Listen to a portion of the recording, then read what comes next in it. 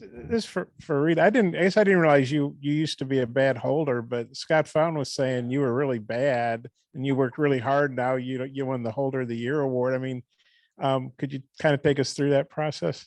Yeah. So when Coach Fountain first got here, I hadn't really worked on holding at all. And it was a big deal for him having punters hold for the kickers just because we spend so much time together. And I remember I first started working with Vito, and every single practice I couldn't get it done for him. And eventually they just had one person hold for him and nobody wanted to work with me. And I worked really hard during the summer. I took it really serious, and it was really good to see results and be able to become the starting holder here and then win Holder of the Year. What did you do to your holding? I mean, just have somebody snapping to you, or did you have some machine doing it, or how'd you do it? No, we work really hard in the summer, just charting field goals. And I think a big thing for me that elevated my holding was just emulating confidence in myself that I could do it. And as weird as it sounds, I think if you can practice holding with some swagger, I think you can really improve. It's all about getting it down fast and getting the laces out. Cam, you had a really solid freshman year. What are some of the areas you're focusing on for this season? Yeah. Obviously you want to build on what you've done last year and in years past. So I think I was 83% last year. So 20 to 24. And two of those misses came from 50 plus. I think one was a 38 yarder and one was a 41. But I think just, those longer kicks, 50 plus, I kind of want to, maybe instead of being 33% on those, being like above 50% range. That's what we try and aim for. Obviously it's nice to make all of them, but I really do think that's where I'm trying to improve is longer field goals, just being able to put those through. And, obviously, I mean, it's kind of common sense, but just put more field goals up for the team. And, I want to be above that 90% mark. I feel like that's a really, high expectations, but I think I can get it done. And, a lot of elite guys that are in the NFL, and like, if you see guys that get drafted, they always, have usually a 90% season or, a 100% season. So just making more points for a team and, make sure my op is crisp with Bauer and the snapper. So. You talk about those longer distance field goals. What's your range like right now? How far out comfortable are you? Yeah. So I definitely feel like I've gotten a stronger leg this offseason. I had a 52 in the scrimmage this past weekend and I cleared it by a good amount. So I definitely feel like my leg is getting stronger. I'd say I'm probably about 3 more yards comfortable going a little further than last year. I mean, in warm up, some ways the wind goes into, with you. So I kind of make that game time decision on what I feel like is, doable during the game. But I think if there was no wind going both ways, I feel like I'm good from about 56 and going from both ways. I'd get it to the upright. So. We've seen, I think the bow and arrow, the 3-pointer, the gritty, all the secret handshakes and stuff. You got anything worked up for this year? I haven't really put much thought into it. Just really trying to kind of focus on, making my kicks, getting my operation down before we can, make all that stuff up. So, maybe in the season it'll happen spontaneously, but just trying to work on, putting that ball through the uprights first. It seems like you keep winning the punting job. They keep bringing guys at you, and you're competing for the job every year. What is that like? Is that it all frustrating? Is it just like next guy up, or what are your thought process when you're competing every single year for the starting job? Yeah, my thought process is iron sharpens iron. We're a really good university and we bring in really good talent every year, and it's nice to be always competing. It keeps you on your toes and elevates your game to a status that you didn't think you could do. So I don't really look at it and get frustrated. I just view every chance as an opportunity. Every competition is an opportunity. What's been your impression of Fletcher, being a freshman coming in? Yeah, Max is really talented. I think he's a great addition to the room. He's not only a really good punter, but even a better kid. I've really gotten to build a really good relationship with him. He's one of the funniest dudes on the team and one of the hardest working kids. You can tell that he really cares about it and he wants to be great. Jordan Silver was here for forever, and now you breaking in a new snapper. How the snapper competition going, and specifically Eli Stein being a freshman? Yeah, so all 3 guys are competing for the job right now, and they're all doing a really good job. They come out there just working their tails off every day, and you can really tell that they have like a competing mindset when they get out there. I mean, all of them are trying to do their best because obviously they want to step on the field, and every single one of them wants that equal opportunity. So I really do think they're competing well. Eli's a really, really good snapper. I think he was ranked pretty high coming out of high school, and definitely has some talent. We went to a little camp this past summer, and he performed really well there, and just kind of has kind of an elite mindset. And all the guys we have in the room have that kind of mindset. All of them have been good snappers for us. So it's a really good competition between those three. And I think may the best man win. I mean, all three of them are doing a really good job.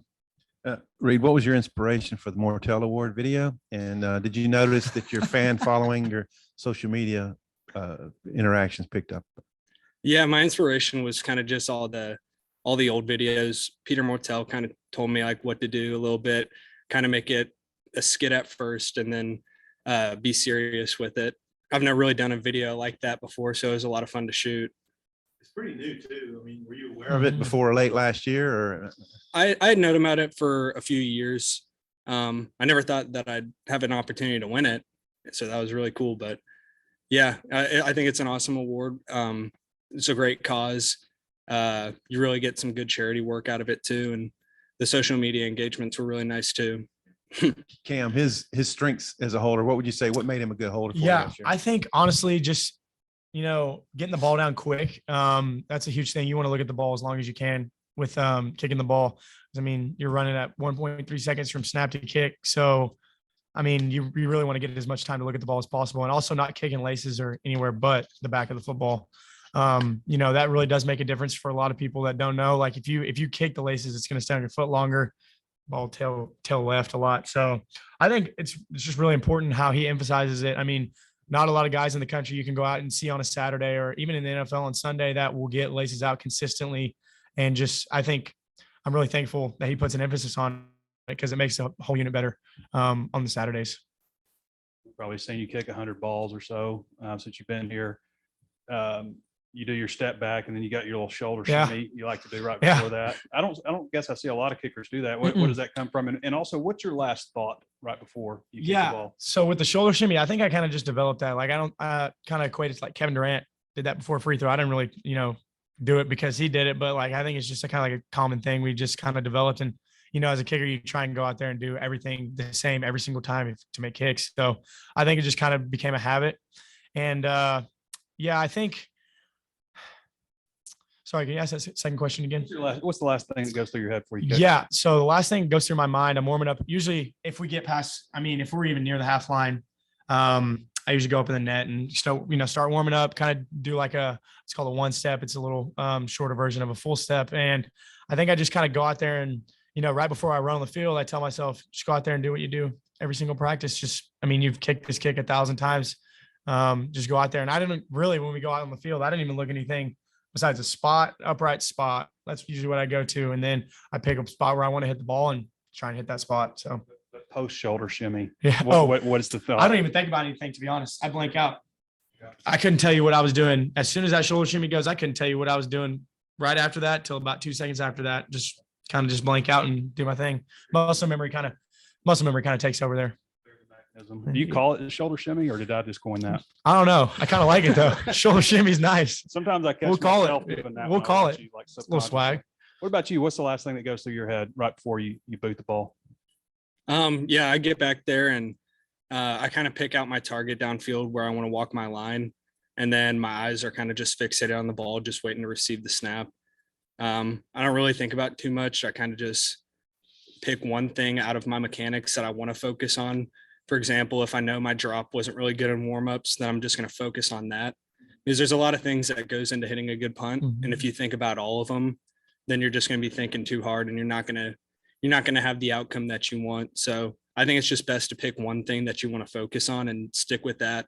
I punted enough balls to where my muscle memory is good enough to take over and get the job done. When did you start feeling comfortable holding? I mean, when did you feel like, hey, I can do this? I'm going to be really good at it. Definitely towards the end of the summer. Before that first year I started holding, or actually, no, I think it was in the first fall camp. There was one snap that was on the ground, and I remember I got it up off the ground and gave a really good hold to Cam. And Yeah, it was like a pressure situation. yeah, it was 2-minute drill, I think 50 yards. And I think that's when me and Cam really built our connection as a kicker and holder duo.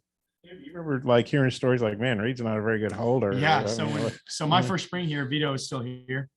And I had rolled with Sam Loy and George Carrington that were both here before that. And I'd always, roll with him because I mean, that's kind of the only two holders I really trusted at the time, if I'm being honest. Like, I mean, Vito would roll with Bauer. And I remember hearing a story about Bauer getting his hand kicked because he didn't get the ball, didn't get his hand out beside the ball. So I was like, man, I'm not going to work with that dude. But I mean, slowly Reed just kind of just started really working at it. And I mean, he really did put a big emphasis on it that summer. And when, I mean, I had Lloyd for probably the first 3 days of fall camp last year. And then he went down with an injury and I was like, I'm gonna start working with Bauer. So I started working with Reed. And ever since then, it's kind of just been, confidence in him. I mean, he just talked about it. The snaps on the ground, he does his best to get it up and he can get the laces out, even if snaps on the ground most of the time. So just having that, confidence in your unit is, I mean, half the battle, really. I mean, if you have confidence in your guys, all you got to do is think about the kick. You don't got to think about the hold, snap, anything. So I'm sure part of the reason you won that award is because, the plays you made, like the pass against Alabama and I'm trying to remember the other, I know you had it. Yeah. And I know you can't, tip your hand, but I guess, are you working on some other stuff to be, stay dangerous in that aspect? Well, we're constantly working on fakes. It's just something that we do. Just got to be ready if your name gets called to run one. anytime he gets an opportunity to throw the ball practice, he's throwing it and running it. What's your take on Reed? What's your take on the snappers? Because you're the guy obviously that's got to catch the ball. Yeah, I think all of them are doing a really great job so far. All three of the guys are great competitors, and you see that every day. Every single day they've been getting after it, and it's exciting to see the way they work.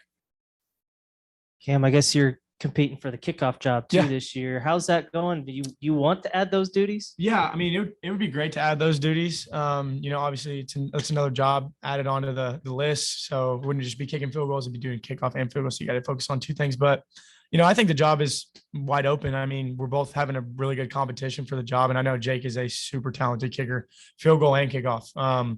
I saw his film in the portal when we got him and kind of never got to really see him kick. And he's a really good kicker. So obviously a really talented guy, and the competition is, head and head, and we're both doing a really good job. And I think we both work really hard at it. So it'd be cool to, like kick off, but I mean, it's obviously up to Coach Fountain, who has those duties. So I'm just blessed to be in the position to, compete for that job. Scott was in here saying that the first time we went up to, I guess, the Mississippi State game 2 years ago, said you're punting. And I think he said, or maybe you said that you blacked out or something. What do you remember about that? Obviously, you did a good job with it, and clinched the game. But just what do you remember about that? Maybe what did that do for your confidence? Yeah, so that was the first week that I traveled that season, and I didn't know if I was going to go in that game, and it was looking like the game was going to be over, and I think we got a penalty and had to move back into punting range, and Coach Fountain told me to go warm up in the net. And so that was going to be my first time back on the field in over a year since I redshirted my sophomore year.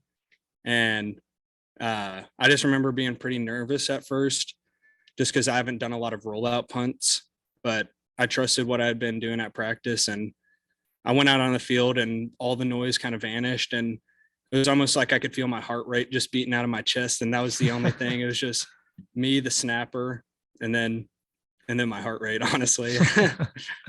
I think you played receiver in high school. How do you think that helps you with the fakes and maybe just doing athletic things when you need to punt the ball too? I actually didn't play receiver in high school. I played linebacker in high school. Okay. I said I thought he played linebacker, and he said he was a receiver. So I was right. Oh yeah, you're right on that. Okay. Well, thanks. Cam, a lot of your teammates were running for the Golden Boot Trophy down in LSU. Yeah. Where were you going? I was going to celebrate with Vito, actually. That was like the first person I really came and ran to, because we were just talking like from about third quarter on about, he's like, man, I have a feeling you're gonna have to kick a really big kick this game, either to tie it, to win it, just an opportunity to go out there in probably the fourth quarter. And then it got slow. And he's like, man, I really think you're going to have to go out there and actually kick a game winner. And I was like, man, I'm ready for it. So he just kept instilling confidence in me. And so I just went out there and did it. And I found him. I was like, that was probably my really good friend last season was Vito. So I went up, celebrated with him. Both guys, wasn't so long ago special. Obviously, Arkansas had a lot of issues. not so long ago, but special teams was not a good area. Now it's a strength. Just what do y'all think about, special teams, being so good now, just really in a lot of different aspects? Yeah, I think we can attribute a lot of this success to Coach Fountain, the way he has us work at practice. And during the off season, he really keeps us accountable, and it's been really good for our unit. I mean, I've been here, this is going to be my 5th season, and I've just seen the specialist room continue to grow every single year. And it's been really fun to be a part of. Yeah, kind of piggybacking on that. I feel like Coach Fountain really does hold us to a high standard. I feel like from talking to some NFL guys about, kind of, the standards that they are held to, I think Coach Fountain kind of instills those same type of standards. So I definitely feel like that attributes a lot to our success. It's just the kind of the pressure we have in practice, high expectations we have in practice. And if it's not perfect, it's not good enough, really. And that's a good rule to live by in the specialist world. If it's not perfect, it's not good enough. And you doing anything special for your birthday, or just another day? Nah, just another day in the office. Recovery. Good recovery. Wake up, ball camp tomorrow. So nothing special. Thank you guys.